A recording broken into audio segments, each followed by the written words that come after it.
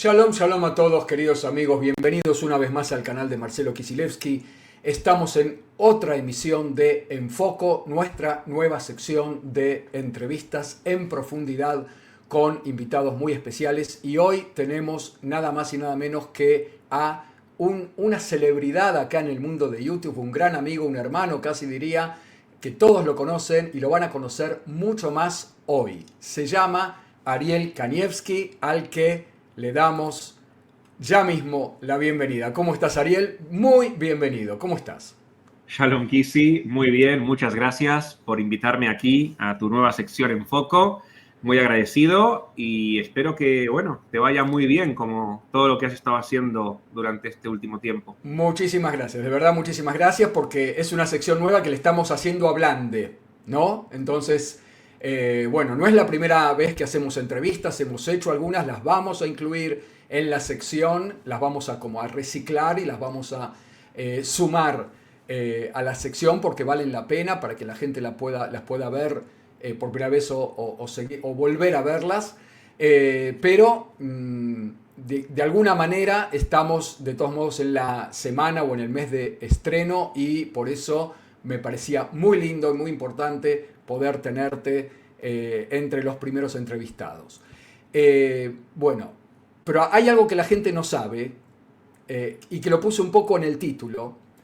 Y la gran pregunta es, ¿quién es Ariel Kanievski? ¿No? Porque te conocemos mucho, das muchas pistas de tu background, de tu formación, sos guía turístico, sos educador, sos judío muy comprometido, sos sionista, pero todo esto tiene una historia. Todo esto tiene una historia. Hablas raro, vamos a empezar por ahí. Mezclas acentos y modismos. Sabemos que por tu cuenta de Twitter, que en un momento fue muy activa, que sabés catalán, ¿no? O sea, pistas que ya les vamos dando al público de cómo vamos a ir tratando de recorrer tu biografía, que es muy interesante porque, como puse en el título, sos la historia del pueblo judío andando. Creo ¿Sí? que te viniste un poco arriba con el título, Y lo pero, respaldo. Y lo respaldo. pero vamos a hacer vamos a hacer lo que mejor se nos da, que es intentar explicarle a la gente de manera sencilla lo que sea que me quieras preguntar, ¿cierto? Yo ya te dije antes, cuando todavía no estábamos grabando, que esto es una especie de exclusiva, ¿cierto? Yo en mi canal de YouTube, en mis redes, por lo general no hablo de mí. De hecho, a mí no me gusta mucho Sí, hablar no de nos mí. gusta mucho hablar de nosotros, No, ¿no? no. O sea, de hecho, tampoco en las redes que tengo, que uso poco, Instagram, Facebook, Twitter ya ni siquiera tengo, eso que hacen otras personas de sacar fotos del lugar en donde están, de sacarle foto a lo que están comiendo, de mostrar qué es lo que están haciendo. Yo por lo general soy muy reservado con ese tipo de cosas, con mi vida personal y también con dar información sobre mí mismo. Pero sí tienes razón que con pinceladas de atrasos he estado dejando alguna que otra pista un poco sobre mi biografía y por tanto vamos a hacer una excepción porque me lo pediste y porque, como tú dijiste, somos casi hermanos y por tanto vamos a contar cosas que quizás nunca antes hemos contado en público. Vamos a empezar por el hecho de que, bueno, no sos español o catalán, naciste en la Argentina. Dije algo bastante jugado, ¿no? Que no sos español ni catalán, pero Es ahí correcto. hay que explicarlo, ¿no? Naciste en la Argentina y ¿qué pasó? Es así, tú tienes razón cuando dices que no soy ni español ni catalán, si bien tengo un vínculo importante con España y con Cataluña. Ujú. Y agrego específicamente el y con Cataluña porque durante muchísimo tiempo viví en Cataluña. Y no vamos ahora a meternos en temas políticos. Seguramente va a surgir aquí alguna persona que va a decir, no tienes que hacer esa aclaración porque Cataluña es España. Ok, perfecto, ningún problema. Sin embargo, la quiero hacer porque en Cataluña hay otra cultura, en Cataluña hay otro idioma, que es el catalán, y por tanto, entre los idiomas que yo domino está también el catalán, porque viví durante muchísimo tiempo en esa región de España que se llama Cataluña. Y la manera en la cual hablo, que mucha gente al principio no entiende bien de dónde es el acento e intentan como adivinar. Yo a veces juego con los grupos con los que trabajo como guía. Me preguntan, ya a los 5 o 10 minutos quieren saber una pregunta. Yo pienso que me van a preguntar de algo de lo que les estoy hablando. Del contenido, Claro, pienso que me van a preguntar de algo del contenido porque yo digo, cualquier pregunta es siempre bienvenida. Y claro, a los 5 minutos de repente veo que alguien levanta la mano y yo, bien, vamos, seguimos enseñando. Una pregunta, ¿de dónde es tu acento? ¿De dónde eres? Y yo, bueno, ya quieren saber. Tengo una mezcla de acentos, es correcto. Y tú dijiste, no eres ni español ni catalán, ¿qué eres? ¿Naciste en Argentina? Sí, pero tampoco diría que soy argentino, si bien nací en Argentina. Yo nací en Argentina porque mis papás nacieron en Argentina, porque mis papás son argentinos. Y mis papás son argentinos porque mis abuelos son argentinos. Y por tanto yo nací ahí. Es esa anomalía histórica que tenemos en el pueblo judío que se llama diáspora, en donde los judíos nacemos donde queremos y uno de los países... O donde podemos, ¿no? Claro, o donde podemos. Y uno de los países que ha albergado en los últimos 100 años a la comunidad judía, una de las más grandes del mundo, es Argentina. Y por tanto, en algún momento de los últimos 100 años, mis antepasados decidieron irse a vivir ahí y ahí terminé naciendo yo. Entonces, yo nací en Argentina, esto es correcto. Y durante muchísimo tiempo me estuve manejando en el mundo con mi pasaporte argentino. Ese era mi documento principal de identidad. Hoy en día no sé dónde está, no sigue vigente, ni siquiera sé si lo puedo renovar. Probablemente sí, porque nací ahí. Pero ya no me manejo como argentino en ninguna instancia. Porque de bebé mis papás decidieron mudarse de Buenos Aires a España. Y estuve viviendo en España prácticamente hasta los 18 años. Unos años en el País Vasco y el resto del tiempo en Barcelona. Y por eso tengo esa mezcla de acentos. De hecho, si tú hablas con... Yo tengo una hermana que vive en Valencia, que tiene 4 años menos que yo. Ajá. Si tú hablas con mi hermana, por ejemplo, ella habla 100% como española, con acento español. ¿Qué pasó? ¿No se te pegó el acento español? Un poco. Porque no hablas se me pegó con la Z. No, pero durante un tiempo, creo que sí hablé con la Z y con la C. En mi etapa de la adolescencia, creo, cuando estaba rodeado de personas que hablaban con ese acento, creo que se me llegó a pegar un poco. ¿Vos decís fácilmente la palabra adolescencia? ¿Adolescencia?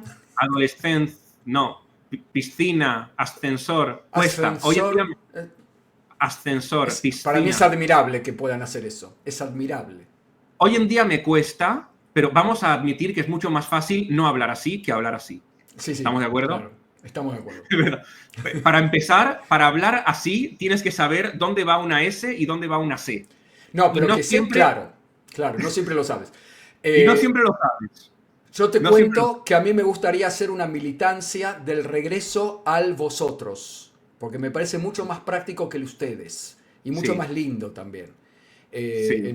Pero para nuestros amigos españoles sepan que yo admiro la manera de hablar con vosotros y con igual ascensor. En España se usa también el ustedes, pero es algo más formal. Es cuando estás frente a una autoridad, cuando el vosotros es más coloquial. Es vosotros queréis, pero si estás hablando, no sé, frente a un grupo de, no sé, ministros o gente importante, ustedes, o gente a la que no conoces, o gente mayor, ustedes quieren, se usa. Es como se usa en un contexto más formal. Es una tercera persona más de real, digamos, real. Correcto. En el sentido de reyes. Volvamos al tema, me quedé enganchado con el tema de el País Vasco. Ok. Porque ahí hay, yo no sé cuánto te acordás de lo que pasó en tu vida en el País Vasco, pero el pasaje del País Vasco a, cuando decimos Cataluña, ¿decimos Barcelona o en otro lugar? Barcelona, sí. Del País Vasco a Barcelona ocurrió algo. Sí, en el año 91, yo nací en el año 86, ¿de acuerdo? Y en el año 86, mis papás decidieron mudarse a España y se establecieron en el País Vasco. ¿Por qué en el País Vasco? Porque yo, de mis 4 abuelos, uno es vasco, o era vasco, porque ya falleció. Entonces, como ya teníamos la posibilidad por reunificación familiar, asentarnos en España, decidimos además hacerlo en el País Vasco. Y estuvimos viviendo en un pueblo que está en la frontera con Francia, que se llama Hondarribia o Fuente Rabía en español, que es, seguramente te va a sonar porque es enfrente de Hendaya. ¿Por qué te suena Hendaya? Porque es el lugar en donde Hitler se reunió con Franco, justo ahí, en la frontera entre España y Francia. Entonces, justo ahí enfrente, nosotros nos fuimos a vivir y yo estuve viviendo ahí 4 o 5 años, mientras mi papá ponía sus negocios, se dedicaba, él tenía tiendas, vendía juguetes, vendía herramientas, tenía jugueterías, ferreterías, ese tipo de cosas, y por eso nos fuimos a vivir ahí. Y de hecho, yo tengo algún que otro vídeo, en aquella época no se grababa tanto como ahora, se grababa cuando se podía, yo tengo un tío al que le gustaba mucho la fotografía y el vídeo, y él grababa escenas familiares cada tanto, y yo tengo algún que otro vídeo, siendo yo niño, en donde yo incluso hablo euskera. Yo hablo euskera. Wow. Hoy en día no sé nada, porque o lo reprimí todo o se me olvidó en el transcurso de tantas mudanzas, pero yo a los 4 o 5 años podía, quizás no tener una conversación entera, pero sí podía defenderme en euskera, que es el idioma que se habla en el País Vasco. Miren cuántas cosas, amigos, no sabíamos de Ariel Kanievski. Claro, hoy en día se decir Kaixo. Insiste en ser modesto, pero tiene una historia que, a ver, vamos a continuar sorprendiendo a la gente con varios hitos en tu historia. Entonces, ¿ocurre qué con tu familia? ¿Qué hace que se muden, no? Ocurre lo siguiente, y es que en el año 91, en aquella época, en los años 80, 90, existía una banda terrorista en España que se llamaba ETA, que es, por supuesto, era un grupo, la conoce todo el mundo, era un grupo terrorista de la izquierda abertzale, de la izquierda independentista, que cometía atentados terroristas, según ellos, para promocionar la independencia del País Vasco. Y ellos tenían un sistema de atentar contra la gente que era el de las bombas Lapa. ¿Qué es una bomba Lapa? Es una bomba adosada en los bajos de un vehículo. Y así mataban a gente, poniendo bombas Lapa en los coches de las personas a las que querían matar. ¿Qué fue lo que pasó? Que en el año 1991 a mi papá, en el coche de mi papá, le pusieron ETA una bomba Lapa, porque lo querían matar. ¿Por qué a tu papá lo querían matar? Si era un comerciante, un hombre del llano, ¿qué tenía de especial tu papá que quisiera que fuera blanco de la ETA? Es raro, ¿no? Sí, no lo sabemos con seguridad. Lo que sí sabemos es que nos querían matar o lo querían matar. Al día siguiente llegaron las autoridades, llegó la policía, confirmaron. Yo todo esto lo sé porque me lo contaron luego. Claro, o sea, yo tenía 4 o 5 años, yo nunca me enteré, hasta ya un poco más mayor, por qué nos fuimos del País Vasco. Yo no sabía por qué ahora estábamos en Barcelona. Yo era un niño, a mí no me contaban nada.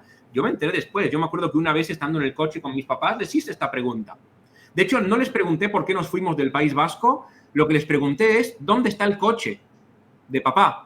Que ya no está más. Yo me acordaba de un coche y de repente ese coche desapareció y de repente dije, ¿y este coche? ¿Qué cosa más rara? Y ahí fue cuando me contaron. Y lo que pasó fue que nunca nos dijeron bien por qué. Se barajan 3 posibilidades, ¿de acuerdo? Voy de la menos interesante a la más interesante, ¿te parece? Dale. Es así. Primera posibilidad. Tremendo lo que estamos escuchando, como si fuera una cosa más que pasa. ¿A quién no le pasó que la ETA le ponga una bomba en el coche, no? De hecho, hace como en el 2012, la operación Pilar Defensivo, ¿te acuerdas? Sí. Que hubo aquí en Israel, que duró solo una semana, que caían misiles en Ashdod todo el tiempo. Un periodista vasco me llamó por teléfono, habló conmigo y con mi papá, e hizo un artículo que lo tituló "De las bombas de ETA a los misiles de Hamas", porque vivimos en Ashdod y en esa época nos estaban cayendo misiles todos los días. Ahí fue mi papá el que contó la historia principalmente. Entonces, primera posibilidad es que fue un error, es que se equivocaron. Se equivocaron de persona. Sí, se equivocaron de persona. Puede llegar a pasar porque mi papá no estaba involucrada en política, nunca se involucró en política, nunca le interesó ni estar a favor de la independencia del pueblo vasco, ni estar en contra de la independencia del pueblo vasco. Era un tema que prácticamente le daba lo mismo, ¿cierto? Además se equivocaron de hora, porque la idea original hubiera sido matar a tu papá. O sea, sí, no, la bomba explota cuando el coche no está.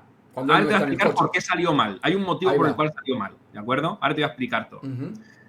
Que lo que tiene que ver mucho con la figura que conoce todo el mundo de mi papá, Sí, de los últimos eso años. iba a elevarlo luego, no me quiero ¿Ok? ir tanto por las ramas, pero estamos Ahí va. hablando del rabino Miguel Kanievski, ¿no? Nada Estamos más y hablando nada del rabino menos. Miguel Kanievski, Zichrono Libraja, que en paz descanse, que falleció hace tan Zichrono solo 6 Libraja. meses, Ujú. y tiene que ver con eso. Pero la primera posibilidad es esa, se equivocaron de persona y ya está.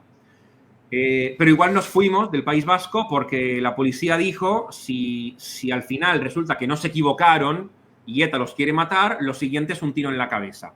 Así que Claro. mejor váyanse lo antes posible. No esperamos un solo día, o sea, al día siguiente nos fuimos del País Vasco, Wow. al día siguiente. Al día siguiente mi papá nos agarró a todos en el coche y nos sacó del País Primera Vasco. posibilidad, error en la identificación. Segunda posibilidad, Segunda posibilidad es que en aquella época ETA le exigía, mi papá tenía varios negocios, como dije, es decir, era un empresario, un pequeño empresario que tenía varias tiendas, pedía algo llamado el impuesto revolucionario. ¿Qué es el impuesto revolucionario? Es una cuota que había que pagarle a ETA porque sí, demostrando que estás a favor de la causa de ETA. Y que probablemente al mismo tiempo te aseguraban también protección. Como los narcotraficantes en sí, Latinoamérica. suena la mafia de Nueva York cobrando Exacto. protection a los comercios de la Quinta Protección a los Avenida, ¿no? comercios, en este caso disfrazado de un componente ideológico, que Causa es el impuesto nacional, tal cual. revolucionario, la causa nacionalista, la causa independentista. Mi papá puede ser que se haya negado a pagar el impuesto revolucionario y como consecuencia, bomba lapa en el coche. Castigo. Ujú. Castigo. Puede ser, como para que entienda todo el mundo quién manda aquí, el que se niega, esto es lo que le va a pasar. ¿De acuerdo? Y Eh, tercera, por eso dije, voy de la menos entretenida a la más ahí entretenida. vamos. La tercera es la siguiente, y es que, como dije, nosotros vivíamos en Hondarribia, Fuenterrabía, un pueblito muy pequeño. Éramos los únicos judíos ahí. No había más judíos. Y aparte no nos ocultábamos. Es decir, todo el mundo sabía, apellido Kanievski, es importante ocultarlo.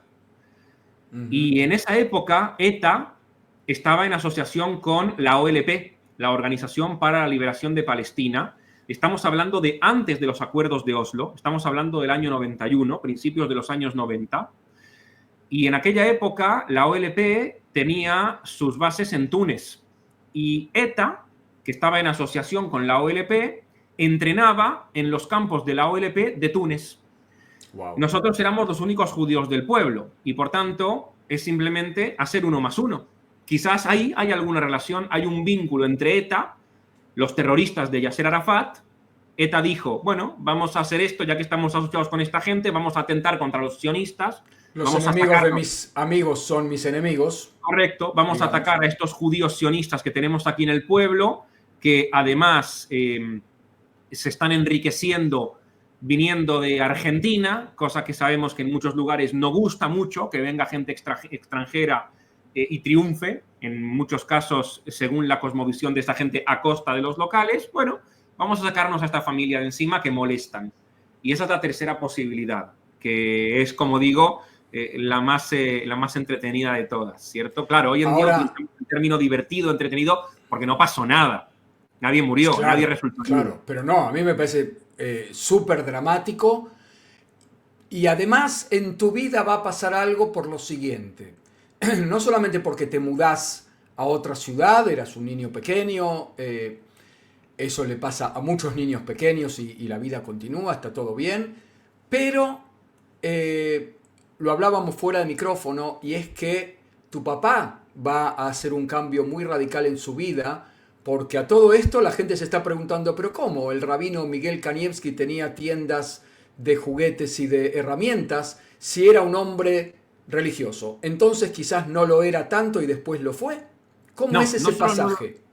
no solo no lo era tanto, no lo era en absoluto. En absoluto. No. Es decir, en mi familia, hasta ese acontecimiento, no era una familia religiosa. Éramos judíos, como cualquier judío que vive en cualquier lugar, laicos, que convivían con sus vecinos no judíos y que, bueno, había una conciencia de pertenecer al pueblo judío, pero éramos los únicos judíos ahí. Es decir, ni siquiera éramos parte de una comunidad judía, porque no había más Judíos no practicantes, digamos. judíos no practicantes, judíos conscientes de su identidad judía, pero no practicantes. Y entonces se mudan a Barcelona, ¿y qué le pasa a tu padre? Y ahí fue cuando, como consecuencia de el atentado y principalmente de haberse salvado del atentado, mi papá comienza a acercarse cada vez más a la religión judía. Y es así como llegamos a Barcelona. Llegamos a Barcelona por dos motivos. Principal motivo es que, como yo dije, mi papá tenía tiendas y una de las tiendas las tenía en Barcelona. Es decir, mi papá tenía su sede en el País Vasco, pero tenía una de sus tiendas en Barcelona. Y de hecho hacía poco que había colocado una tienda nueva en Barcelona. Y lo segundo es que en uno de sus viajes, antes del atentado, a Barcelona, mi papá fue a comer a un restaurante ahí en Barcelona y el dueño del restaurante era judío. Por algún motivo que ahora mismo no identifico, se reconocen mutuamente como judíos y empiezan a hablar. Un judío va a comer a un restaurante cuyo dueño es un judío y empiezan a hablar y se reconocen mutuamente y se hacen amigos. Y por tanto, cuando nosotros nos vamos a Barcelona, mi papá ya conoce gente de la comunidad judía en Barcelona, conoce gente de la comunidad, nos hacemos socios inmediatamente de la comunidad israelita de Barcelona y yo entro al colegio judío en Barcelona, que en aquella época se llamaba el Colegio Sefardí. Hoy en día ya no se llama más así, se llama Colegio Atikva, pero en aquella época se llamaba el Colegio Sefardí, porque la comunidad de Barcelona era principalmente sefardí, y mi papá comienza a convertirse en una persona muy importante dentro de la comunidad judía de Barcelona, desde todos los puntos de vista. Desde el punto de vista de la filantropía, él aportaba mucho desde el punto de vista económico, cultural y también religioso, por el hecho de que mi papá va a inaugurar una sección en el edificio de la comunidad israelita de Barcelona, en donde cada semana va a oficiar él como Hazán, como cantor, el mismo rezo de Kabbalat Shabbat, pero según la tradición ashkenazí. La comunidad judía de Barcelona, por tradición, es una comunidad judía sefardí, principalmente compuesta por judíos de origen marroquí. ¿Qué fue lo que pasó? Que en los años 90 y 2000 llegaron muchos argentinos y la mayoría de los judíos argentinos son ashkenazim, no son sefaradim. Y empezó a llenarse la comunidad judía de Barcelona de ashkenazim. Y eso no se produjo más en el área de lo que fue la comunidad Atid. ¿Estamos hablando de esa comunidad? Bueno, la comunidad Atid era también de argentinos, del movimiento conservador, incluso muchos de ellos. Atid no es una comunidad de argentinos, Atid es una comunidad catalana que lo que hace es separarse de la comunidad israelita de Barcelona y crear una comunidad diferente, reformista en sus inicios. Hoy en día es parte del movimiento masortí, conservador, pero en sus inicios fue parte del movimiento reformista. De hecho, el movimiento juvenil era Netzer, que es Noar Tzioní Reformi, la juventud sionista reformista, y es una comunidad judía catalana. ¿Qué fue lo que pasó? Que cuando en los años, a finales de los 90 y principios del 2000, tras la crisis económica argentina, muchos argentinos fueron a vivir a España, y entre ellos muchos judíos, cuando quisieron congregarse en comunidad, al argentino ashkenazí, no religioso, le es mucho más fácil congregarse en una comunidad no ortodoxa, porque la comunidad israelita es ortodoxa, que en una comunidad ortodoxa. Porque el judío bonaerense o el judío argentino se quiere congregar en comunidad, pero no quiere ortodoxia. Quiere un marco comunitario cultural, quiere un marco educativo para sus hijos, pero la mayoría no son ortodoxos. Y por tanto, ahí en Atid empiezan a llegar un montón de judíos argentinos ashkenazim. Por eso tú dices, son argentinos. No. Claro, no es una comunidad originalmente argentina, es catalana, pero que se nutre con muchos inmigrantes argentinos. Y acá es donde yo digo, bueno, a nuestra audiencia, ¿no? O sea, fíjense cómo la historia personal de nuestro huésped de hoy, Ariel Kanievski, está absolutamente atravesada por un capítulo importante de la historia del pueblo judío en los años 90 y en los años 2000, que tiene que ver con también, si se quiere, el renacimiento de la comunidad judía española a partir de la inmigración marroquí de los años 50-60, y lo que es hoy una comunidad muy pujante en Barcelona, compuesta por varias comunidades, una sefardí de origen marroquí, que a su vez los marroquíes son descendientes de los expulsados de España en 1492, y de argentinos y catalanes ashkenazim, y del papá de Ariel, inaugurando una sección ashkenazí en la comunidad mayormente sefardí de la comunidad israelita, ¿no?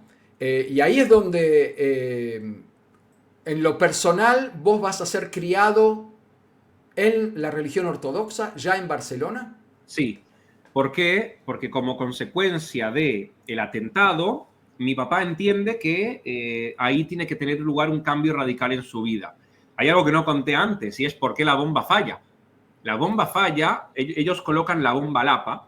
La bomba Lapa está adosada en los bajos del coche, de tal manera que se activa con el encendido del motor.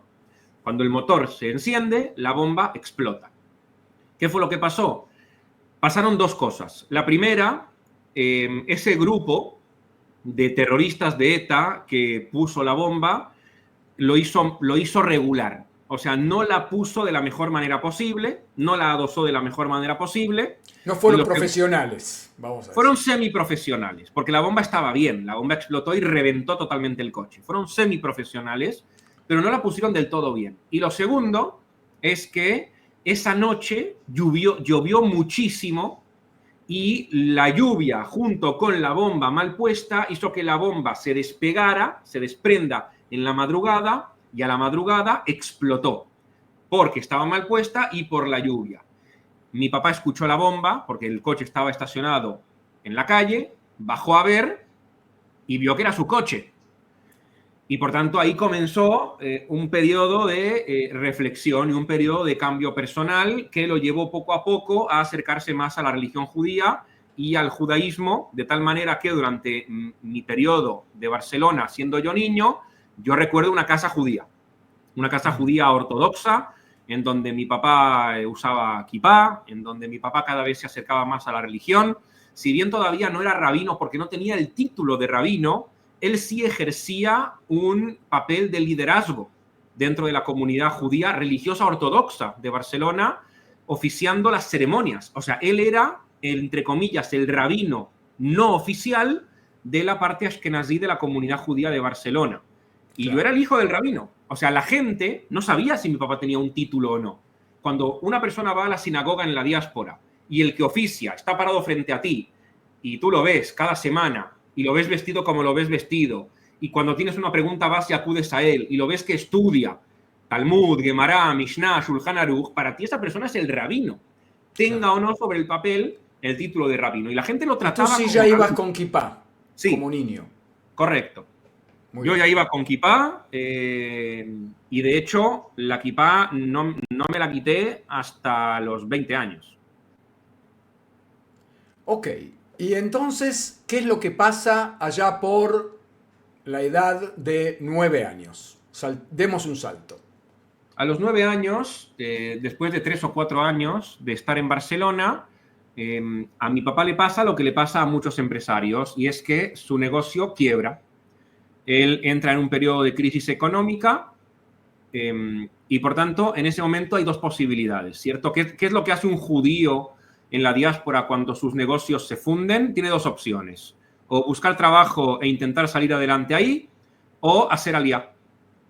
¿Qué es lo que hicimos? O sea, aliyá. Venir a vivir a Israel, ¿no? Venir a vivir a Israel. Y en el año 95, toda la familia, mi mamá, mi papá, mi hermana y yo, vinimos a vivir a Israel. Y nos fuimos a vivir a Ashkelon.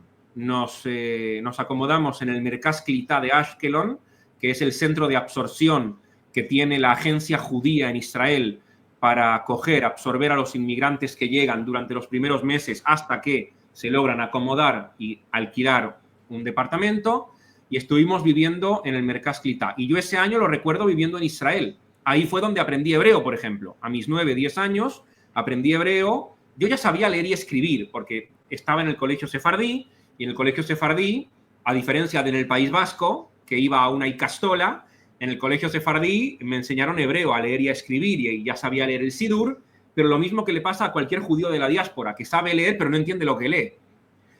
en ¿Te Israel, como recordás niño, contento, feliz de haber venido en ese año? no, O decís, ¿qué estoy haciendo acá? ¿Estoy no, no, no, enojado? ¿Me no. separé de mis amiguitos? Lo recuerdo complicado. No Ujú, tengo muchos ujú. recuerdos de esa época, pero lo recuerdo jodido. Ok, Para mí ok. fue un periodo complicado. Yo tenía mis amigos en Barcelona, tenía ya mi contexto, tenía mi comunidad, cada sábado íbamos al movimiento en la comunidad. Yo estaba ya acostumbrado a lo que estaba acostumbrado y yo lo recuerdo bastante pesado. No fue fácil para mí ese año. Y en ese año, viviendo en el centro de absorción en Ashkelon, aquí al lado, ahora vivo en Ashdod, fue cuando mi papá comenzó ahí sí formalmente sus estudios en el rabinato. Ajá. Con más de 40 años. Ahora mismo no recuerdo qué edad tendría mi papá, pero más de 40 años tenía, 42, 43, 44 años. Comenzó a estudiar en el rabinato, ahí sí, para formalizar su estatus de rabino. Bueno, Y si lo vemos la logró. historia de los grandes sabios del judaísmo, como Rashi, por ejemplo, es la edad ideal, ¿no? Como para hacer un ascenso espiritual de ese tipo, ¿no? Así que no es. No sería algo problemático, quiero decir. Bueno, Rabbi Akiva comenzó a estudiar a los 40 años y estuvo Ahí 40 va. años estudiando hasta los 80 y recién empezó a enseñar a los 80. Exacto. Vivió 120 años.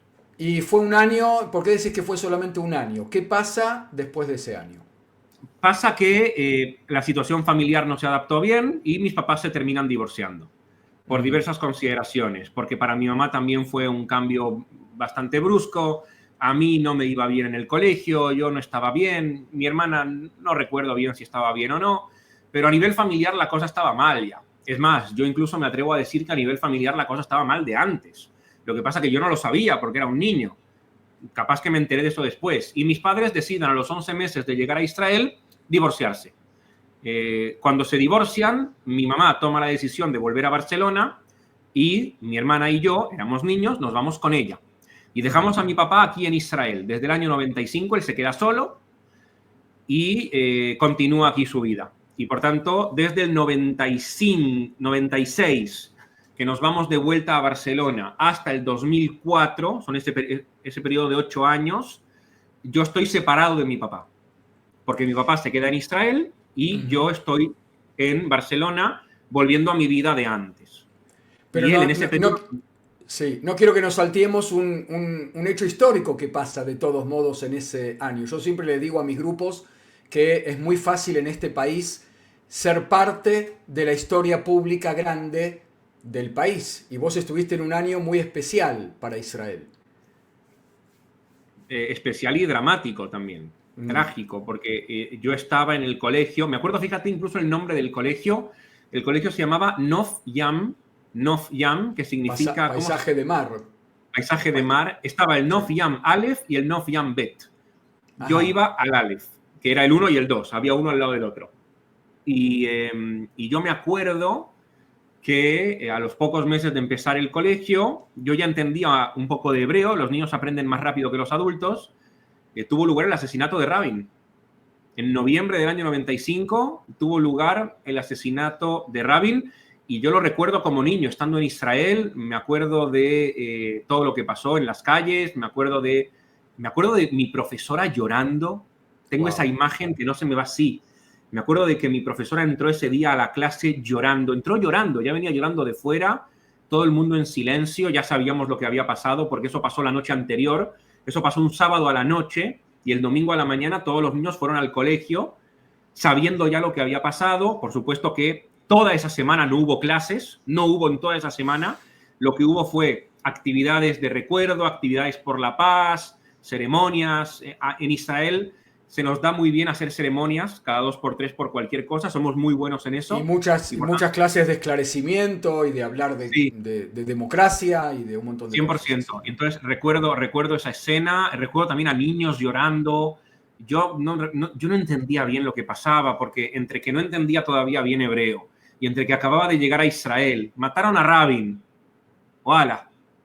Mataron a Claro. Rabin. Claro, para la gente, para la sociedad israelí, que estaba convencida en su mayoría de que en pocos meses iba a haber paz, la gente estaba convencida. O sea, la sociedad israelí, en su mayoría, estaba convencida de que iba a haber paz y de que iba a haber paz gracias a Rabin. Y de repente enterarte de que ya no va a haber paz es terrible. Y por Sí, tanto me muchos acuerdo, aparte lo veían como un líder en lo personal, ¿no? Como me imagino claro. tu maestra que lloraba tanto, a mucha gente le afectó como algo, bueno, he perdido a mi líder, ¿no? He perdido un padre. Muchos israelíes lo sintieron así, Pero Rabin ¿no? fue comandante del Palmaj en la Guerra de la Independencia. Claro, Rabin fue el Ramatkal en la Guerra de los 6 días, cuando exacto. Israel conquista todos los territorios que... O sea, el tipo es la historia de Israel. Y Así sí, es. Y y lo bueno, y asesinaron. uno, como yo Estaba en digo, Israel en esa época. esto te pasó a vos también, fuiste testigo, estuviste aquí cuando ello ocurrió. Bueno, yo en lo personal estuve en la plaza cuando lo matan a Rabin, yo estaba desde el 92, así que bueno, ahora veo cómo se entrecruzan y yo ya era un adulto joven cuando vos eras un niño en la escuela y estabas aquí en Israel y no nos conocíamos, pero ¿Tú estabas en la eh, plaza, Kise? yo estaba en la plaza, yo estaba en la plaza, no escuché Tú los estabas ahí, disparos. ¿no? No escuché los disparos, me fui a tomar un café contento por el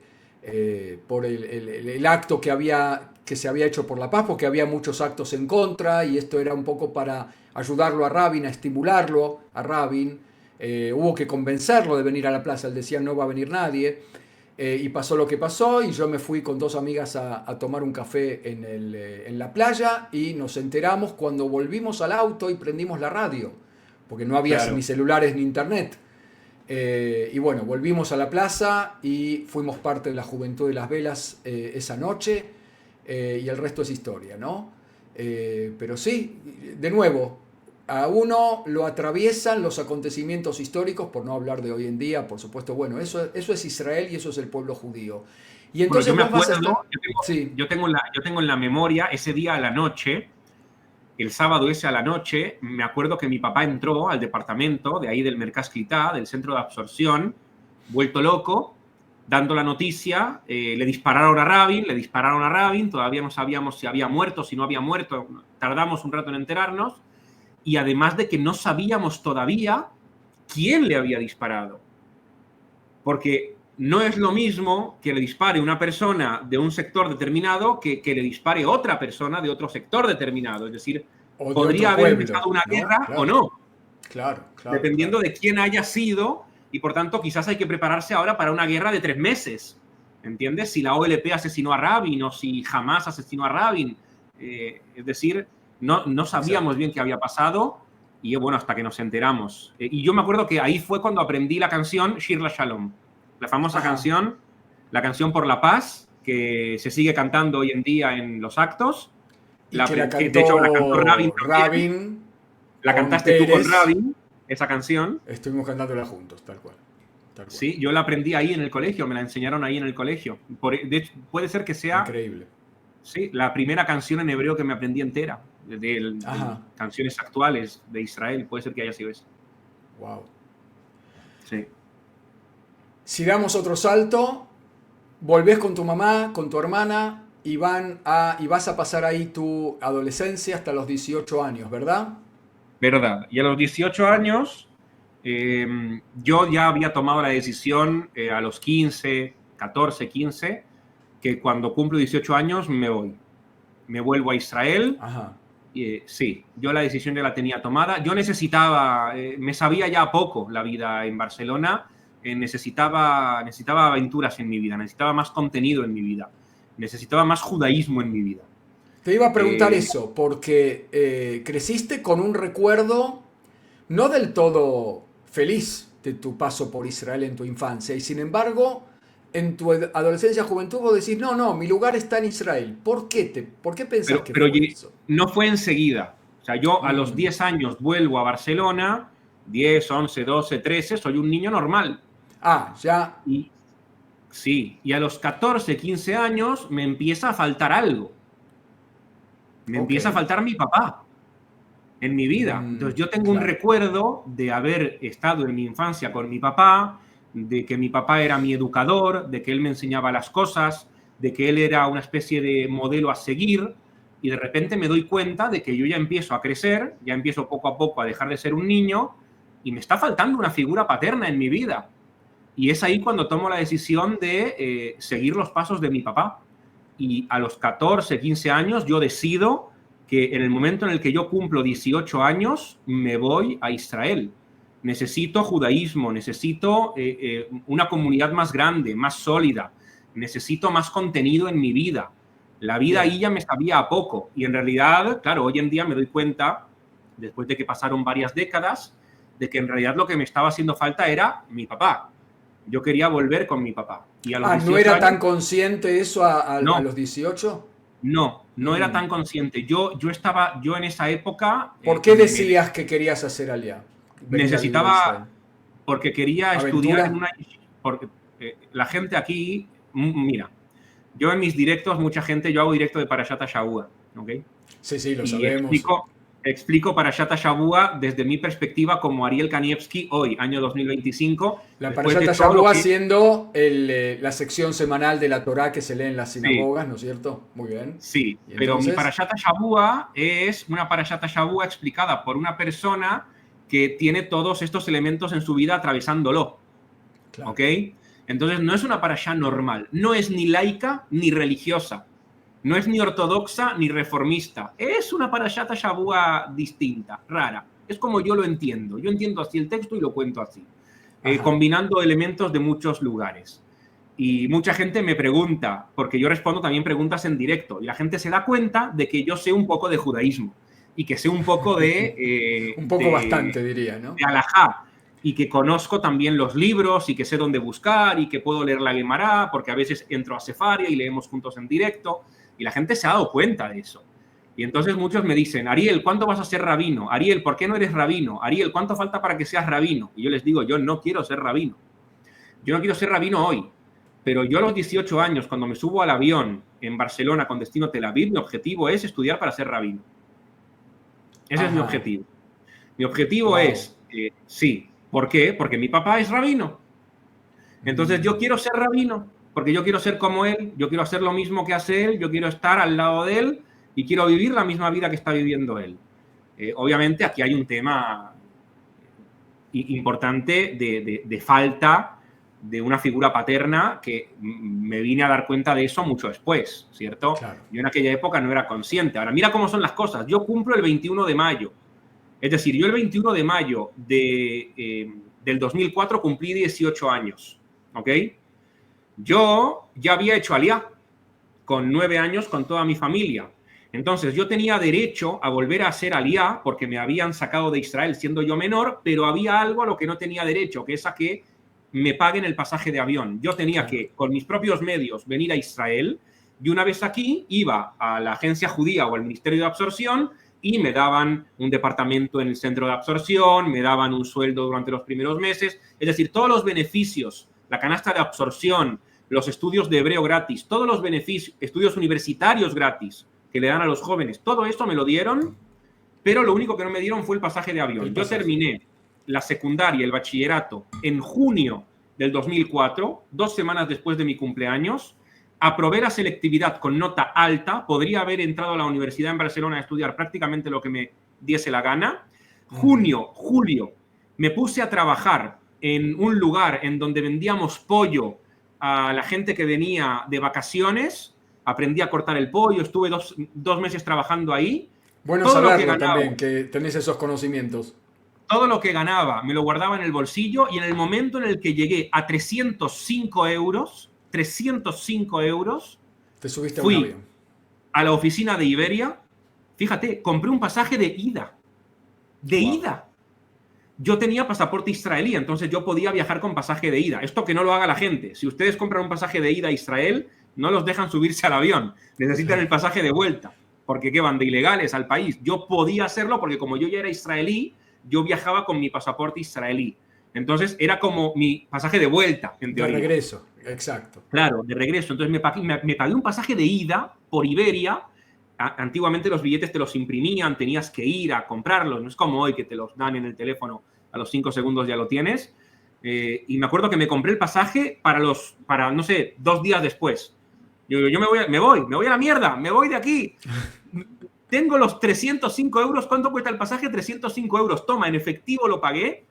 En 2 días le dije a mi mamá, me voy, gracias por todo. Muy Me subí al cortito. avión. ¿Qué dijo mamá? No, ella ya sabía. Ah, Llevaba yo años ya diciéndole las cosas claras y ella ya sabía. ok. Ya sabía, sí. Y me vine aquí y desde los 18 años estoy en Israel. Hace Viniste a ya, los ¿cuánto? 18 años, Ariel, una edad clave que la gente se debe estar preguntando, bueno, inmediatamente desde el aeropuerto te llevaron a la base militar a enrolarte. ¿Qué pasó ahí? No, no, porque como yo había estado viviendo desde los 10 años fuera de Israel, el enrolamiento no fue inmediato. Una vez yo llegué, sí es cierto que en el aeropuerto me preguntaron qué pasa, porque yo en teoría tendría que estar enrolándome al ejército. Y yo les expliqué que yo llevo 8 años viviendo en Barcelona y que no me molesten porque ni siquiera sé hebreo, no me acuerdo. Tengo quizás Una un base. recuerdo de esa época cuando era niño, pero no puedo hablar contigo, o sea, no puedo tener una conversación tan elevada como para explicarte por qué no estoy haciendo el ejército. Me dejaron tranquilo, pero a los pocos días me llegó una carta a la casa de mi papá diciéndome que me tengo que presentar en la oficina de reclutamiento en Beersheba. Yo fui y ahí, explicando la situación, me dieron prórroga un año para que Bien. yo aprenda bien hebreo, para que me establezca bien en Israel, entendieron perfectamente la situación y me dijeron, mira, tú tendrías que alistarte en 2 meses, porque ya tienes 18 años y terminaste la secundaria, pero te vamos a dar prórroga un año. Y me terminé alistando en agosto del año 2005. Justo un año después. Un año y un mes, un año y 2 meses después. Y durante ese año lo que hice fue aprender hebreo, que luego en realidad lo que me di cuenta es que no estaba aprendiendo hebreo, sino que estaba recordando el hebreo que yo aprendí de niño, porque Ajá. me resultó muy fácil aprender hebreo cuando llegué con Claro, 18 es años. sacarlo de, no, desempolvarlo de alguna Ahí va, manera. sacarlo del baúl de los recuerdos. Ahí Yo va. aprendí hebreo muy rápido, precisamente por eso, porque yo ya sabía, simplemente que no lo había estado usando durante 8 años. ¿Cómo Eh, fue tu experiencia militar? Porque al año entras al ejército, ¿no es sí, cierto? ¿En sí, qué pero base? si me A ver, permites, antes de entrar al ejército, te voy a contar qué hice ese año. dale. Ah, ok, ok. ¿Ok? Porque yo, Tenemos acción ahí, atención, atención. desde verano del 2005 a verano del 2006, que es cuando me alisto, yo estudio hebreo unos meses y luego, ¿yo a qué vine a Israel? ¿Qué A ser quería aquí rabino. yo? Quería ser rabino. Entonces, ¿qué tiene que hacer un rabino? Tener estudios en una yeshiva. ¿Y qué fue lo que hice? Me fui a una yeshiva en Benebrak y estuve, Benebrak es una ciudad que hay pegada a Tel Aviv, ultra ortodoxa, y estuve varios meses estudiando en una yeshiva en Benebrak, en una Que yeshiva ultra ortodoxa. predominantemente, recordemos que los ultraortodoxos, Haredim, se dividen entre lo que se llaman los hasídicos y los lituanos, ¿no? Y que en general, hasta donde sabemos, salvo algunos grupos hasídicos, los que abren más sus puertas a los no religiosos, digamos así, son los lituanos, a menos que yo esté equivocado. Y en Bnei Brak, eh, la población es predominantemente lituana. ¿Fuiste a una yeshiva de ese tipo o a una Sí, hasídica? Es como no, curiosidad. lituana. No, Ujú. Litai, Mitnagdim. Igual recordemos que yo no entro como no religioso. Ah, vos Yo ya ibas como entro, con tu kipá, con religioso. yo entro como hijo del rabino Miguel Kanievski. Ah, ok, era la misma institución donde ya estaba tu papá.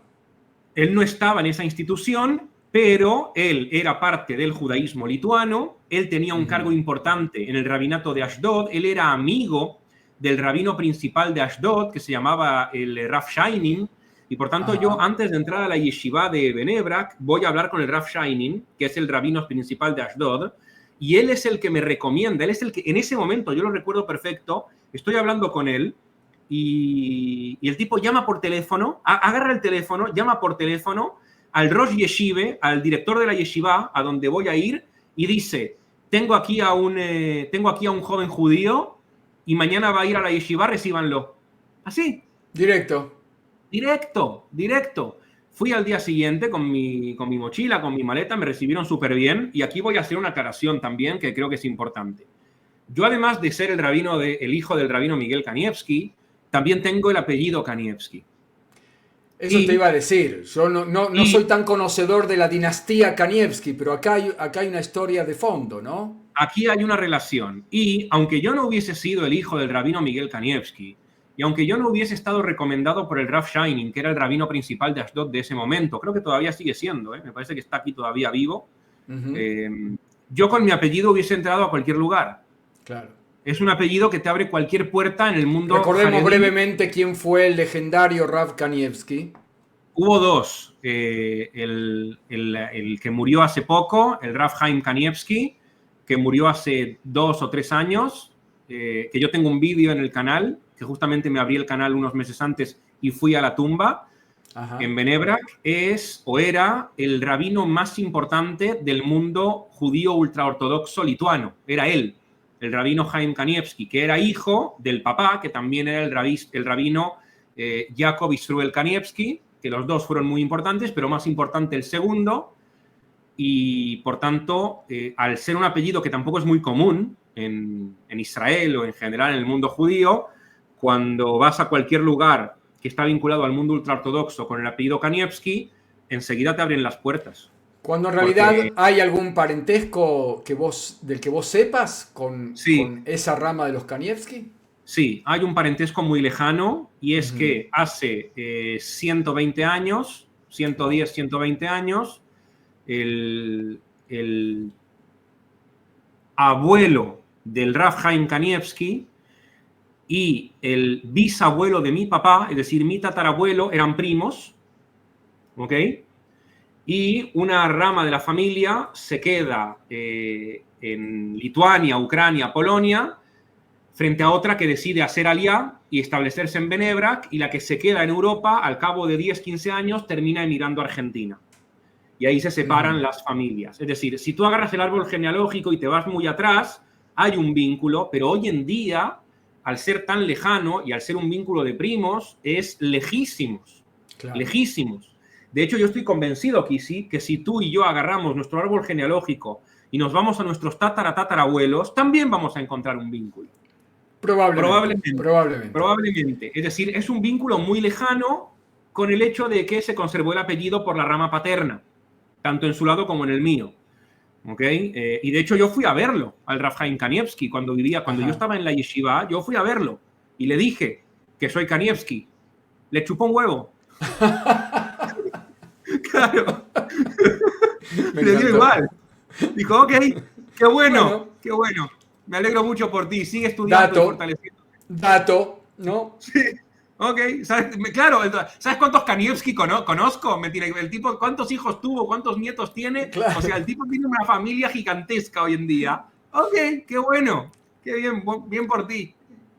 Claro, te felicito, ¿no? Bien,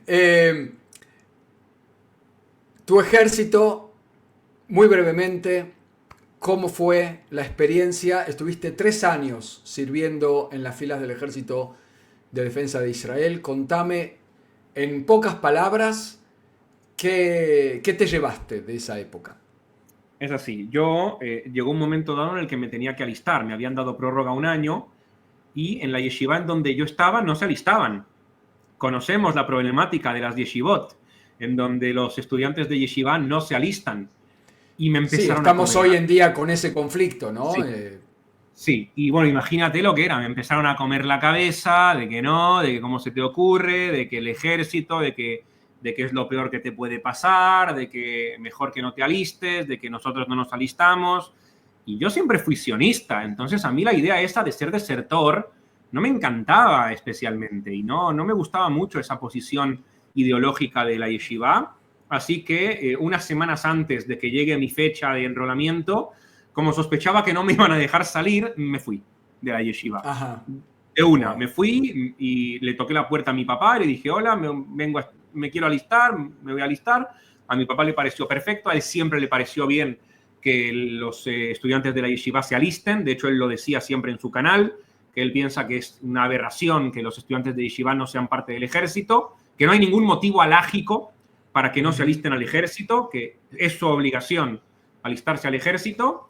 Y por tanto me alisté al ejército y estuve 3 años, de agosto del 2005 a agosto del 2008, en Nahal, que es una unidad combatiente de infantería. Ahí estuvo mi hija también, en la parte de educación de Nahal. Sí. Claro. Bueno, Nahal tiene la unidad educativa del ejército, está asociada a Nahal. Exacto.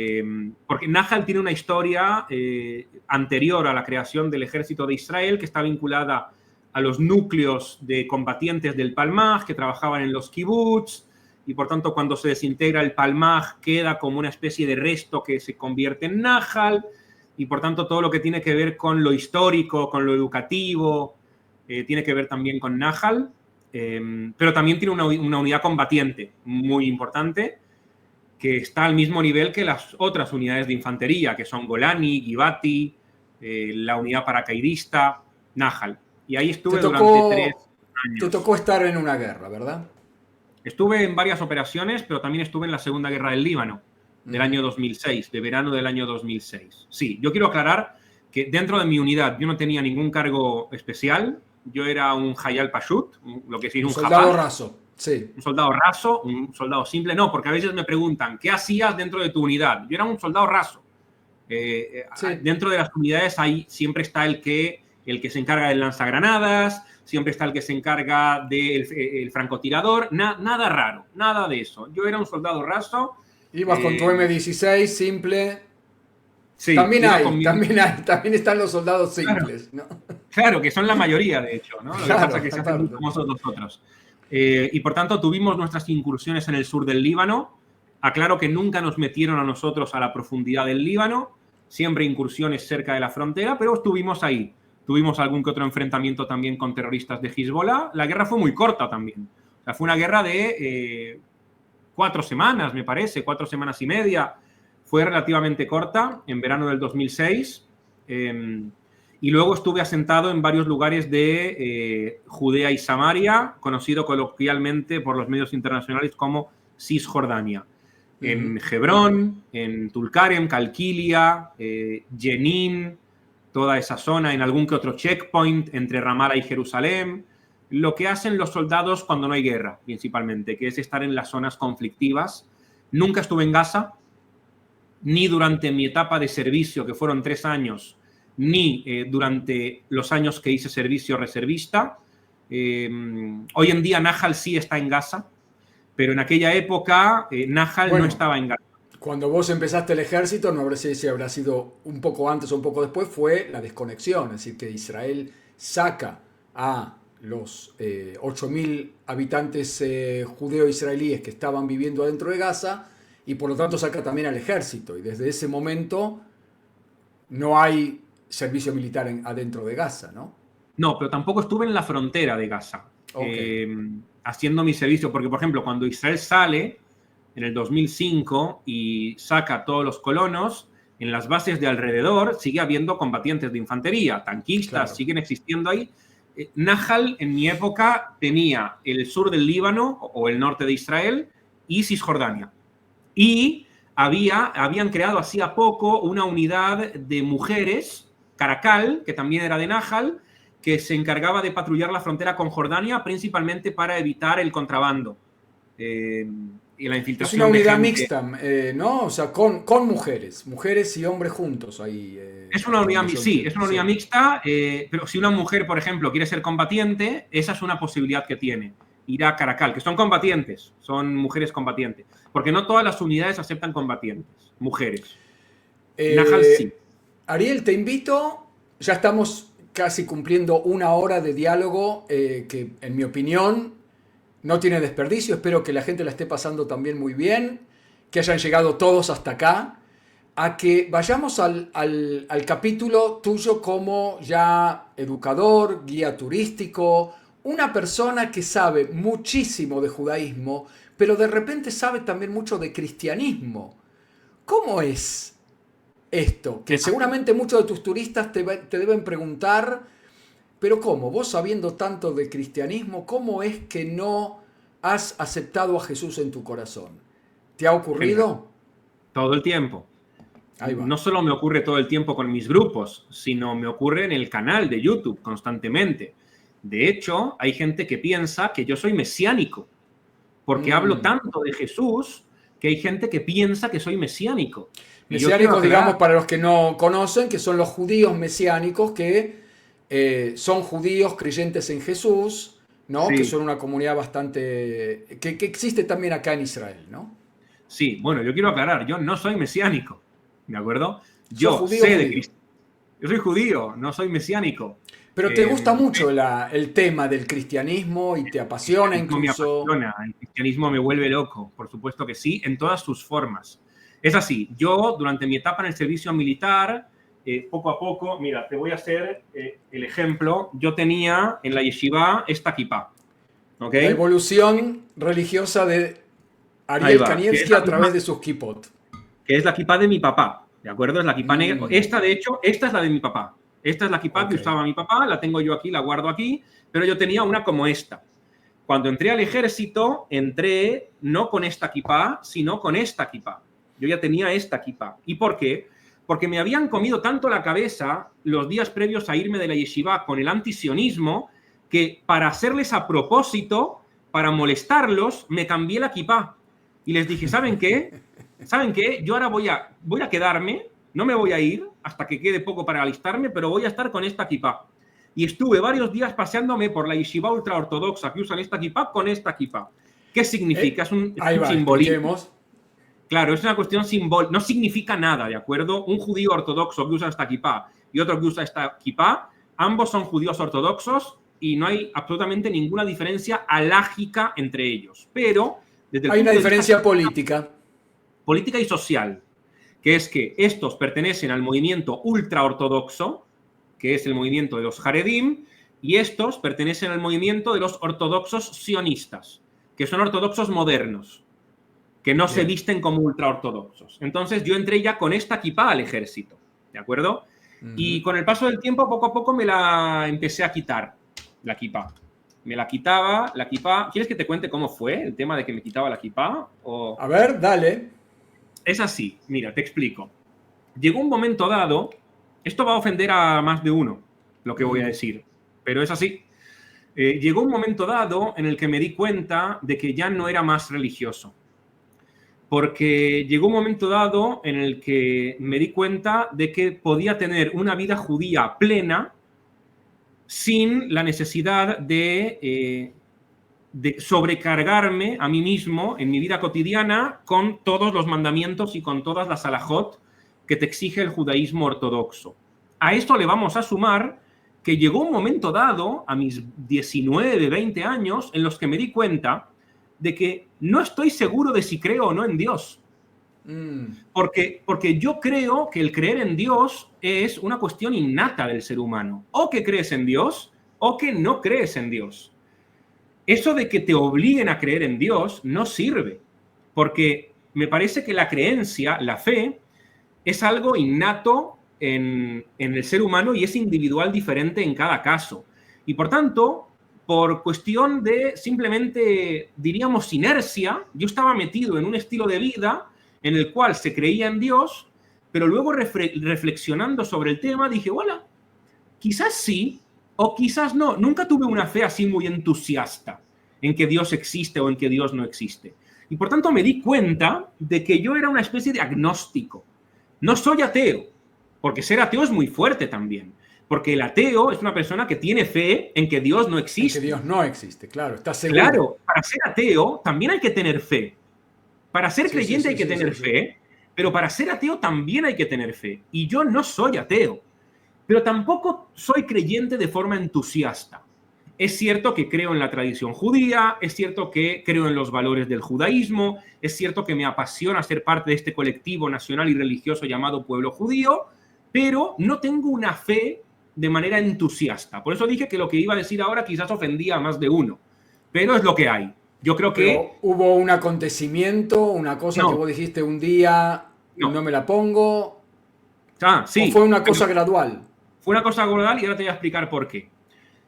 Cuando pasó eso, ¿de qué me di cuenta? De que yo en Shabbat me tenía que quitar la kipá. Llegaba el viernes, yo me sacaba la kipá, yo tenía la kipá puesta toda la semana, llegaba el viernes, me la quitaba, terminaba el viernes, el sábado a la noche me ponía de nuevo la kipá. Y tú vas a decir, pero Ariel, qué tontería, la gente hace al revés. Cuando es Shabbat, es lo que te iba a decir. van a la sinagoga, se ponen la kipá, pasan el Shabbat y luego se la quitan. Te voy a explicar por qué, ¿de acuerdo? Es un pensamiento rebuscado, pero desde mi perspectiva tiene lógica y coherencia. En Shabbat hay un montón de cosas que el resto de la semana no se pueden hacer. ¿Estás de acuerdo? Exacto. No puedes prender fuego, te tienes que comportar de una manera diferente, no puedes ver la tele, no puedes usar el teléfono. Y yo me quería seguir comportando en Shabbat como me comportaba durante el resto de la semana, que es usando el teléfono, escuchando música, viendo la tele, subiéndome al coche para ir a la playa, ese tipo de cosas. ¿Por qué? Porque, como digo, con el paso del tiempo, poco a poco me di cuenta de que podía ser un judío pleno sin la necesidad de sobrecargar el mandamiento. ¿Qué era lo que pasaba? Que al ser... Es así, en el judaísmo hay dos conceptos que están relacionados pero que no son lo mismo. Uno se llama Hilul Shabbat, que es la profanación del Shabbat. Cualquier judío que no cumple Shabbat está profanando el Shabbat. Yo hoy, cuando profano Shabbat, estoy profanando Shabbat, estoy haciendo Hilul Shabbat. Tú, cuando haces una emisión en directo un viernes a las 10 de la noche, estás profanando el Shabbat desde la halajá. Los dos estamos profanando el Shabbat. Pero hay otro concepto en el judaísmo que se llama Hilul Hashem, que es la profanación del nombre de Dios. ¿En qué consiste hacer Hilul Hashem? Hilul Hashem consiste en que un judío, en este caso yo usando kippah, está haciendo algo en público que se presupone de él que no debería hacer y por tanto está dejando mal a todo un colectivo entero, profanando el nombre de Dios. Si y está también Shabbat, el concepto de Marit Ain, que es el de exacto. Yo no soy judío solamente para mí, sino que hay una imagen que cuidar frente a la comunidad, ¿no? Y no solamente frente a la comunidad, frente a los no judíos también. No solo frente a la comunidad. Si yo uso kippah en Shabbat y me subo a mi coche en Shabbat, o la gente me ve usando el teléfono en Shabbat, estoy haciendo Hilul Shabbat. Pero además, por tener kippah, estoy haciendo también Hilul Hashem. Entonces preferiste quitarte la kippah para no hacer ese Hilul Hashem. Entonces digo, yo no voy a hacer Hilul Hashem, porque yo no sé si Dios existe o no, pero Dios me libre de profanar su nombre. Y por tanto, cada Shabbat yo me quitaba la kippah para seguir actuando como actuaba el resto de la semana. Terminaba Shabbat, me la volvía a poner. ¿Qué fue lo que pasó? Que en algún momento, no recuerdo ahora cuándo, porque como digo, no es un punto exacto en el calendario para remarcar, terminó el Shabbat y no me la volví a poner. Siguió estando en la mochila, siguió estando en el bolsillo. Esta misma kippah. La kippah que me quité con 20 años es la misma que sigo llevando. Ahora, fíjate que la tengo aquí. Fíjate que estiro el brazo y la consigo. Es decir, me la saqué, pero sigue estando al alcance de la mano. O sea, un chico responsable. A mí se me hubiera perdido un montón de veces esa kippah. Pero no es un tema de... Es un tema de que sigue siendo parte de mi identidad esta kippah. Claro, ¿de acuerdo? Claro. Porque la tengo aquí. De hecho, está en el frame de los vídeos que yo hago. Ahí está la bandera de Israel, ahí está la placa de YouTube, ahí está el amarás a tu prójimo como a ti mismo, y ahí está la kippah también. Es la misma kippah que me quité. La sigo teniendo.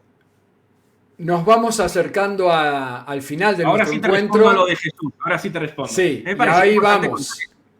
Vamos a guía turístico, educador, experto en judaísmo y también en cristianismo. ¿Cómo es eso?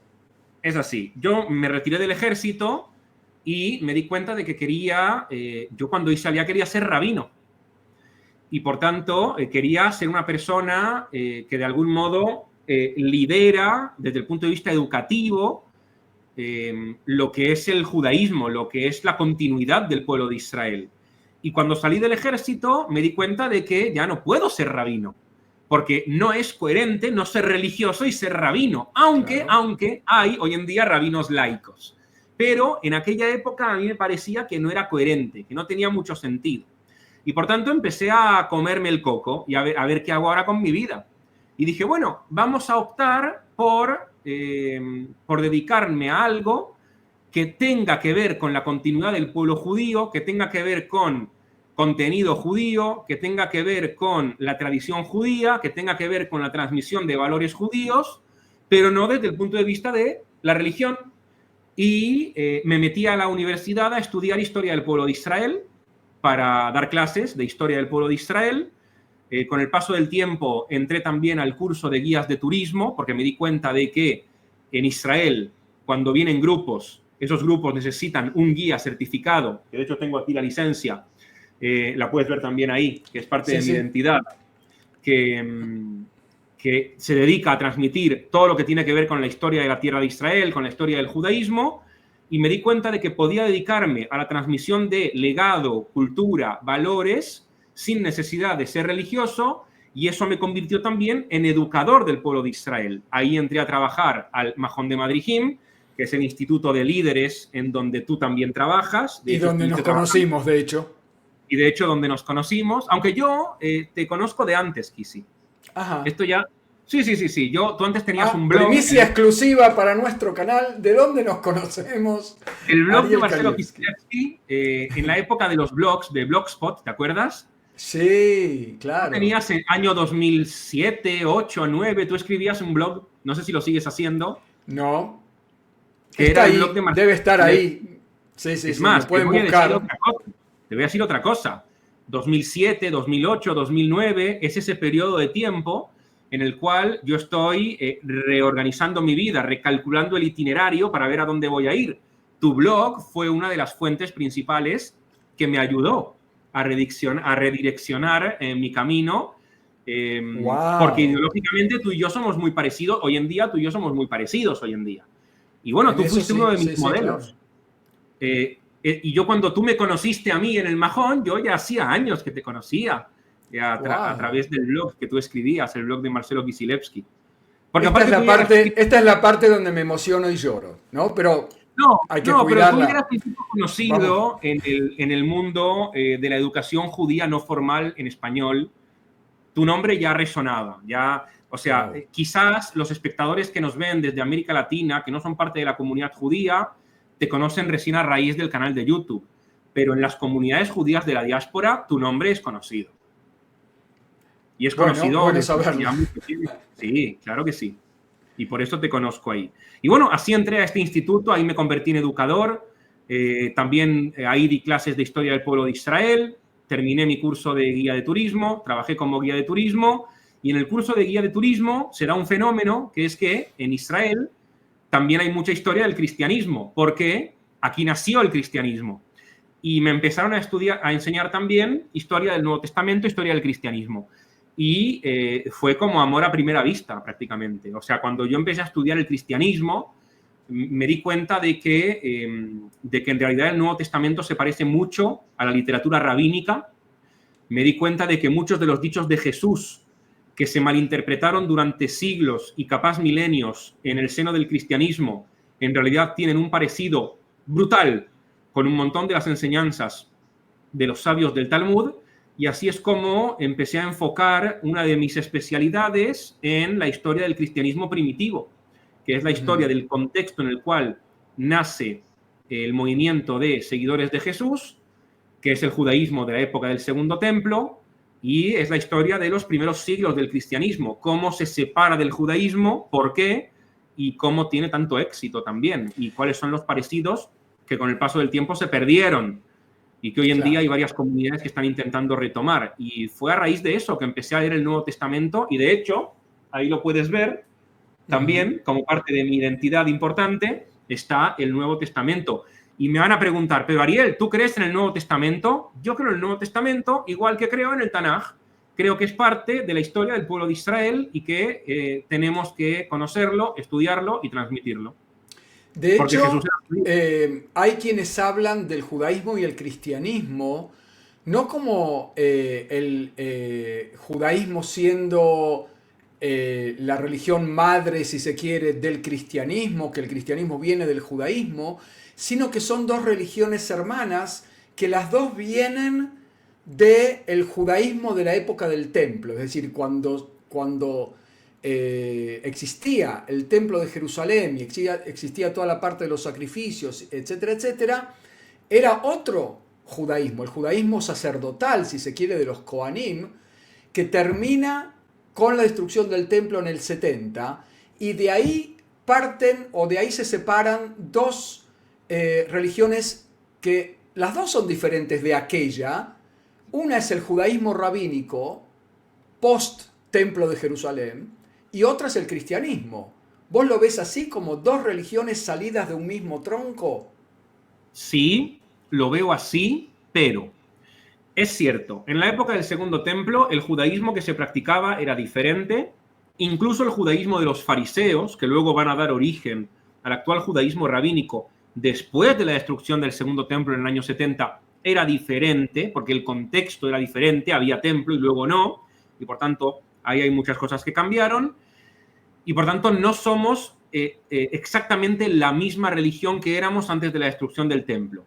Y por tanto es cierto, hay una religión en el Segundo Templo de la cual salen dos flechas, una el judaísmo actual y otra el cristianismo actual. Es correcto, pero, y aquí viene un pero importante, y es que los judíos que hoy en día somos parte de ese judaísmo, somos los descendientes de los judíos de la época del Segundo Templo. Es decir, somos parte del mismo pueblo. Hay una continuidad nacional. Los cristianos no son descendientes de los judíos de la época del Segundo Templo. Son paganos que se convirtieron al cristianismo. Y por tanto, sí es cierto que a nivel religioso se puede entender como que religiosamente judaísmo y cristianismo nacen de una versión anterior llamada el judaísmo del Segundo Templo, pero desde el punto de vista de la nación, la gente, nosotros seguimos siendo los descendientes de aquellos judíos. Cosa que los cristianos no. Los cristianos han heredado la idea, han heredado la ideología, han heredado los valores, pero desde el punto de vista de su árbol genealógico no son parte de la misma rama. De hecho, el Nuevo Testamento también lo dice. Pablo, en la carta a los romanos, define a esa nueva religión como una religión que se injerta en el tronco natural. En el olivo es una rama injertada de forma artificial en el tronco natural. El tronco natural somos los judíos, que hemos cambiado de religión, pero seguimos siendo los mismos judíos. Voy a rectificar. Cuya religión ha evolucionado. No hemos cambiado de religión. Nuestra religión ha evolucionado a una etapa actual y en ese mismo tronco se ha injertado una rama artificial que es la que llamamos cristianismo. Lo dice Pablo en la carta a los Hebreos. Nos quedan unos minutos. Vamos a contarle a nuestro público que quizás por casualidad y por error no conocen. La pregunta sería, ¿qué es Judeo Historia? ¿Cómo llegás vos en tu vida a Judeo Historia, tu canal de YouTube? ¿Y cómo lo describirías? ¿Cómo lo presentarías? A mí siempre me gustó YouTube. Desde que existe YouTube, yo soy consumidor de YouTube. Desde sus primeras versiones. Y yo siempre tuve ganas de hacerme mi propio canal de YouTube, pero me parecía un poco vergonzoso el hecho de abrirme un canal, de ponerme a hablar frente a la cámara. Quizás no lo parece, pero yo soy una persona muy tímida. Y a mí me da mucha vergüenza todo lo que tiene que ver con ponerme frente a la gente, subirme a un escenario, hablar frente a los grupos. Es sorprendente lo que estás contando. Tengo que hacer un esfuerzo. Lo enfrentás muy bien en todo caso. Sí, pero porque lo enfrento. O sea, lo supero, pero me cuesta mucho. De hecho, cada vez que me paro frente a mi canal los jueves y hago una emisión en directo, empiezo nervioso. La emisión en directo la empiezo nervioso. Cada vez que recibo un grupo en el aeropuerto, estoy nervioso, porque voy a tener que hablar frente a gente. Luego está muy bien eso, está muy bien. Habla de la seriedad, ¿no? Del artista, si se quiere. Toda persona que se va a presentar en público siente ese cosquilleo en el estómago antes de subirse al escenario, ¿no? Sí, es correcto. Yo creo que estoy un poco más allá de ese cosquilleo. No llego al nivel de pánico, como a algunos les pasa, pero creo que estoy ahí en el medio, entre una cosa y la otra. O sea, me cuesta mucho. ¿Y en qué momento decidís, vamos, abrimos el canal? Cuando dejo de trabajar en el Mahón de Madrid Gym, hay un momento dado en el que me doy cuenta de que quiero darle un rumbo diferente a mi vida. Yo antes tenía un trabajo fijo, que era que yo me levantaba todas las mañanas e iba a trabajar al Instituto de Líderes de la Diáspora, que es el Mahón de Madrid Gym. Y en un momento dado, por cuestiones que a todo el mundo le pasa, que quiere empezar a crecer personalmente, a crecer económicamente, me doy cuenta de que tengo que empezar a cambiar y tengo que empezar a hacer mis propios proyectos, tengo que empezar a poner en práctica ideas que había estado teniendo durante los años previos, tengo que empezar a innovar un poco en mi vida. Y eso es lo que hago. Una de las cosas que hago dentro de esta etapa nueva, en la cual ya no tengo un trabajo fijo, es voy a abrirme un canal de YouTube. a ver qué pasa. Primero como hobby, yo nunca dejé de trabajar como guía, nunca dejé de trabajar como profesor, pero lo hacía como freelance, ya no como un trabajo estable. El ser freelance me posibilitaba tener más tiempo para mis propios proyectos. Y uno de ellos fue el canal de YouTube. Dije, Y ya, es empieza ahora. como, o sigue siendo una vidriera para tu profesión de guía turístico, o ya tiene una vida propia en sí mismo, digamos así. Mira, nunca pensé el canal como una especie de vidriera, como propaganda para que la gente luego me vea y me contrate como guía de turismo. Nunca fue ese el objetivo. El Ujú. objetivo era, primero, como te digo, a mí siempre me gustó YouTube y por tanto yo quería tener mi propio canal de YouTube. A mí me parece que dentro de tu currículum, tener tu canal de YouTube es hoy en día como antes haber publicado un libro o como los académicos Ok, que se dedican a escribir artículos en revistas especializadas. Es decir, es un marco en el cual puedes plasmar tu conocimiento. Y muy hoy en bien. día YouTube es una ventana, es una herramienta que antes no existía, que hoy en día sí, en el mundo tecnológico en el cual nosotros vivimos y de las redes sociales. Y por tanto, me pareció oportuno, en el año 2022, fue cuando el canal ya existía, ¿eh? O sea, yo el canal lo abrí hacía muchísimo tiempo, pero nunca había hecho vídeos yo. Yo subía vídeos de traducciones de canciones, tengo un vídeo en el que mi papá cantaba en un concierto, yo no salía en el canal. De hecho, si la gente va al canal, a los vídeos más antiguos, hay 2 o 3 vídeos del 2008, 2009, 2010, en donde yo no salgo. Son cosas, una es mi papá, otras son judíos bailando, porque siempre me daba curiosidad. Y en Muy el bien, 2022 contemos, sí, en el 2022. y en el 2022 dije, ya, ahora es el momento de quitarnos la vergüenza, de quitarnos todas las penas que tenía hasta ese momento. Y lo empecé como hobby. Dije, voy a hacerlo primero como hobby, cuando pueda, cuando me dé tiempo, y nunca lo pensé como una ventana para que luego pueda yo tener turistas o para que la gente me conozca y me contrate. Pasa, Bueno, pasa, vamos a de contarle a manera la natural. gente, para ir terminando, qué partes hoy en día, porque ha crecido muchísimo, has recibido hace poquito tu placa de YouTube, pasando Ahí ya está. los 100.000 suscriptores. Mis felicitaciones, aprovecho ahora desde acá para dártelas en público. Y tiene varias secciones. Vamos a nombrar las secciones que tiene hoy en día tu canal. Tiene varias secciones, sí. Primero tiene una sección de vídeos que yo grabo de historia y arqueología en la tierra de Israel, en donde salgo con mi cámara y hago vídeos temáticos en diversos lugares de la geografía de Israel. En Jerusalén, en el norte, lugares arqueológicos, para que la gente conozca Israel y conozca también los temas. Esos vídeos los grabo, los edito y los subo al canal, la gente los puede ir y ver. Y están divididos por secciones. Hay algunos vídeos que son en Jerusalén, otros vídeos que son en otros lugares. Luego hay otra sección en donde yo hago directos sobre la Parashat Shavua. Cada jueves yo me presento aquí, en este mismo lugar, y explico lo que a mí me gustó o lo que me parece interesante transmitir de la Parashat Shavua, que es la porción semanal que los judíos leemos cada semana de la Torá. Luego Y ahora que es comencé... muy Ariel Kanievski, o sea, es algo Sí, que no van a escuchar en ninguna sinagoga, no, y es muy interesante, incluso apasionante. gracias.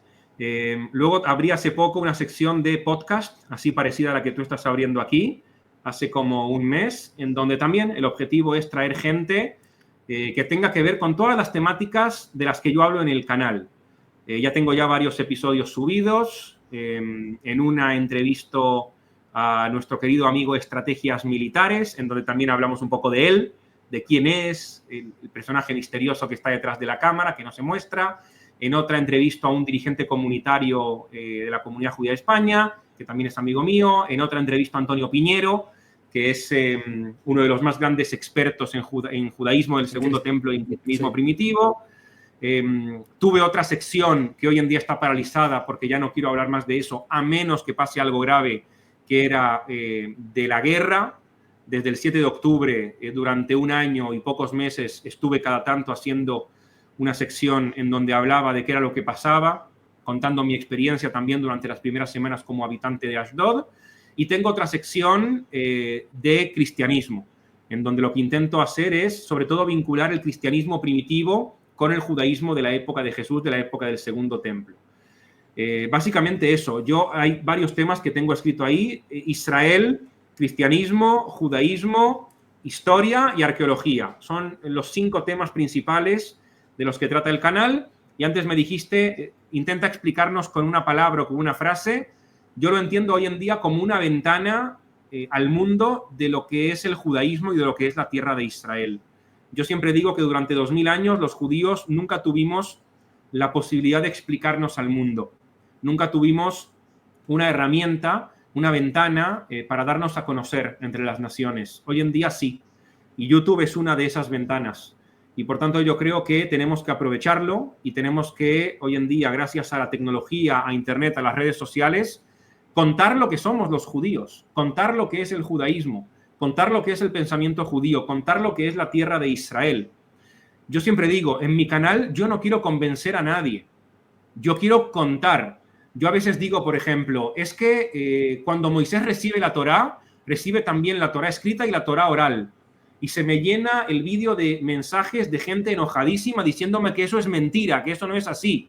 Sí, eso es así, porque yo te estoy contando lo que es el judaísmo. Y en el judaísmo eso es así. Yo no voy a polemizar contigo si tú crees otra cosa. Si tú crees otra cosa, está todo bien, pero no me digas que no es así, porque sí lo es. Dentro de lo que yo sé, dentro de lo que yo transmito, eso es así. Si tú no estás de acuerdo y quieres polemizar, mi canal no es un lugar en donde vas a encontrar el foro adecuado para hacerlo. Hay otros canales que se dedican a eso. Yo en mi canal cuento lo que es el judaísmo, expongo lo que es el judaísmo, muestro lo que es Israel, y si a alguien no le gusta o no está de acuerdo, tiene la posibilidad de no suscribirse y de no volver a ver los vídeos del canal. Pero que no me vengan a ver, ¿de qué manera podemos cerrar este encuentro, Ariel? Estamos viviendo, también tu canal y también el mío han surgido en contextos bastante difíciles. Un poquito vos empezás ahí medio después del periodo de COVID, ¿no? De la pandemia, y te agarra también la guerra. El mío empieza directamente con la guerra. ¿Con qué mensaje nos podemos ir en este contexto difícil en el que estamos viviendo hoy acerca de Israel, el pueblo judío, en un contexto donde resurge como un rugido tremendo y horrible el antisemitismo en el mundo? ¿Con qué mensaje nos podemos ir hoy sabiendo un poco más quién es Ariel Kanievski? Desde tu persona, desde tu ser, ¿con qué te gustaría despedirte de este encuentro hoy? Hay una frase que nosotros leemos todos los años en la Agadá de Pesaj, que dice: Veishe amdala agoteinu velanu, shelo achat bilbad amad aleinu lejaloteinu, veakadosh baruchu matzileinu miyadam. Traduzco. Hay una promesa que se le hizo al pueblo de Israel, en donde, a pesar de que en cada generación siempre se alza uno o varios con el fin de exterminarnos, al fin y al cabo siempre logramos sobrevivir y siempre salimos adelante. La traducción literal en realidad es: y el santo bendito sea nos libera de sus manos. Que cada cual lo lleve a su identidad personal y a su creencia personal. Lo que le está pasando hoy al pueblo judío es un golpe muy grande, una situación de crisis terrible el 7 de octubre. Pensábamos que después de la creación del Estado de Israel no iba a pasar, pero se demuestra que en cada generación hay un golpe similar. Y por desgracia el 7 de octubre fue el evento que marcó a esta generación, a la nuestra. Así como a nuestros abuelos los marcaron otros eventos, y a nuestros bisabuelos los marcaron otros eventos, y en la Edad Media hubo otros eventos, y hace 3000 años hubo otros eventos, y así hasta el faraón en Egipto, cada generación tuvo que hacer frente a su crisis particular, pero cada generación logró salir adelante y logró sobreponerse y ser mejor que la anterior. Y por tanto, yo creo que tenemos que terminar con un mensaje de esperanza, de que al pueblo de Israel no lo van a poder destruir jamás. Porque si no lo pudieron destruir cuando vivíamos como minoría perseguida entre las naciones, menos lo van a poder destruir cuando somos soberanos en nuestra tierra y tenemos un ejército. Y por tanto, aquí vamos a seguir, a pesar de que a veces las circunstancias van a ser difíciles, estamos capacitados para hacer frente a esas amenazas y para sobreponernos a cualquier situación de crisis como la que estamos viviendo que nos depare el futuro. Y por tanto, yo creo que tenemos que terminar con un mensaje de esperanza. Am Israel Chai. Am Israel Chai. Muchísimas gracias, Ariel Kanievski, guía turístico, educador, una gran persona, un gran amigo y director y realizador del canal Judío Historia, todos corriendo a verlo, a suscribirse, a aprender muchísimo, muchísimo, muchísimo de mi amigo Ariel Kanievski hoy aquí en nuestro canal. Muchísimas gracias por este tiempo que hemos compartido juntos y nos volvemos a encontrar todo el tiempo. Muchísimas gracias, un abrazo grande. Y a todos ustedes, bueno, como siempre decimos, ya vendrán días mejores. Nos volvemos a encontrar en el próximo video, en el próximo directo, en el próximo encuentro. Muchísimas gracias a todos. Shalom, shalom.